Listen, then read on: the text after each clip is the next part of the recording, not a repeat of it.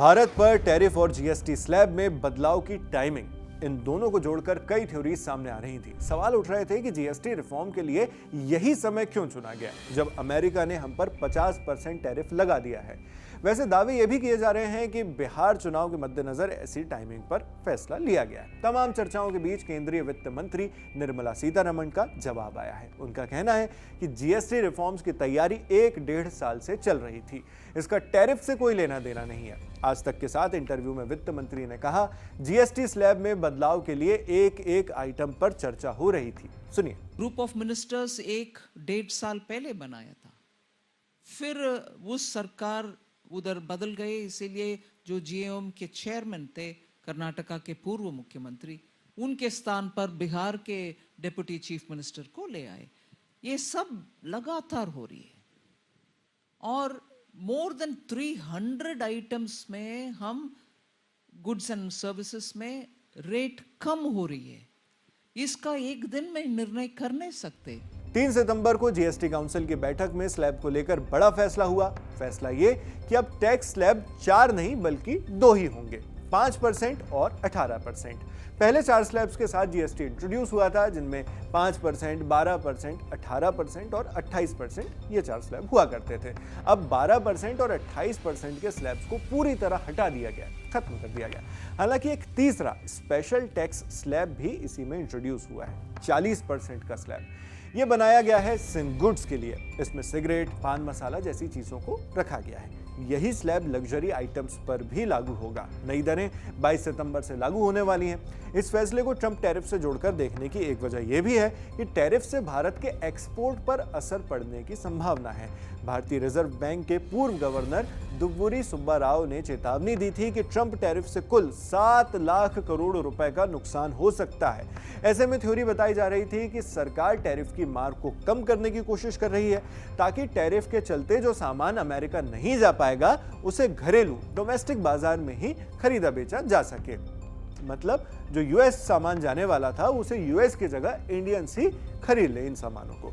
Tax कम होगा तो लोग शायद सामान ज्यादा खरीदें, ये सोचा जा रहा था। मगर एक बात यह भी है कि जीएसटी एक इनडायरेक्ट टैक्स है, यानी एक ऐसा टैक्स जो अमीर गरीब पर एक बराबर लगता है।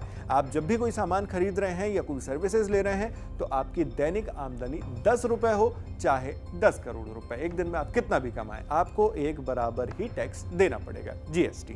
आदमी की कितनी ही कम कमाई क्यों ना हो, उसे जरूरत की चीजें खरीदनी ही होंगी और उन पर सरकार को टैक्स देना ही होगा, जितना टैक्स लगाया गया फिक्स्ड अमाउंट।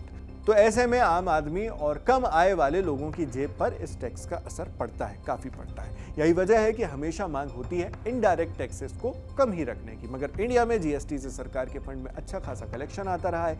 जैसे हाल ही में इसका आंकड़ा आया था। जीएसटी में बदलाव की घोषणा से पहले 1 सितंबर को खबर आई थी कि जीएसटी से अगस्त 2025 के महीने में सरकार ने 1,86,000 करोड़ रुपए जुटाए। ये पिछले साल इसी वक्त हुए जीएसटी कलेक्शन से 6.5% यानी 6.5% ज्यादा है। यानी इस इनडायरेक्ट टैक्स के जरिए सरकार टैक्स पेयर से खासी रकम जुटाती रही है। अब मगर इसमें 2 स्लैब कम कर दिए गए हैं, एक बढ़ा दिया गया है। उम्मीद की जा रही है कि इससे महंगाई पर भी असर पड़ेगा। हालांकि जुलाई में रिटेल इन्फ्लेशन यानी खुदरा महंगाई में रिकॉर्ड गिरावट दर्ज की गई थी। ये बीते 8 सालों में अपने सबसे निचले स्तर पर है, 1.55%, यानी रिकमेंडेड रेट से भी 0.05% नीचे जा चुकी है। ये वित्त मंत्री से जब सवाल किया गया कि महंगाई दर कम हो गई है, फिर ऐसे वक्त में जीएसटी स्लैब क्यों हटाया गया, तो उन्होंने ये जवाब दिया। इन्फ्लेशन कभी भी कंट्रोल में रहने के लिए, रखने के लिए सरकार हर कदम कोशिश करती है। कई बार सप्लाई के प्रॉब्लम की वजह से इन्फ्लेशन कंट्रोल में, काबू में नहीं रहता।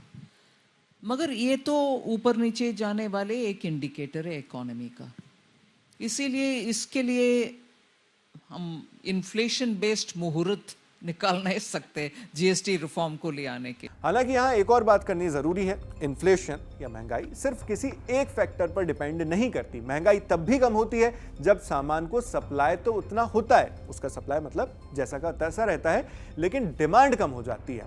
या फिर ऐसी स्थिति में भी जब लोग कुछ खरीदना तो चाहते हैं मगर वो उस सामान को उतनी कीमत देकर खरीदने की क्षमता नहीं रखते हैं, उतना अफोर्ड नहीं कर सकते, इसलिए वो कम दाम पर खरीदने की चाह रखते हैं, उसको प्रेफर करते हैं उसको। ऐसे बहुत से फैक्टर्स हैं। वैसे महंगाई का सही रेट ±4% माना जाता है, मतलब 2% से लेकर 6% तक की दर होनी चाहिए। एक अच्छे मार्केट के लिए इन्फ्लेशन 2% से ज़्यादा और 6% से कम होना चाहिए। मौजूदा हालत में ये न्यूनतम रिकमेंडेड लिमिट से भी नीचे जा चुकी है। अब 22 सितंबर यानी फेस्टिव सीजन से नए जीएसटी स्लैब्स लागू होने के बाद मार्केट पर इसका क्या असर पड़ता है, ये देखने वाली बात है। जब वो वक्त आएगा तो आंकड़े आएंगे और जवाब पता चलेंगे। अपडेट्स हम आप तक लाते रहेंगे। आप इस खबर पर क्या सोचते हैं हमें कमेंट बॉक्स में लिखकर जरूर बताएं। आपके लिए जानकारी जुटाई है हमारी साथी प्रगति ने। मैं हूं नावेद, देखते रहिए दी लंदन टॉप। शुक्रिया।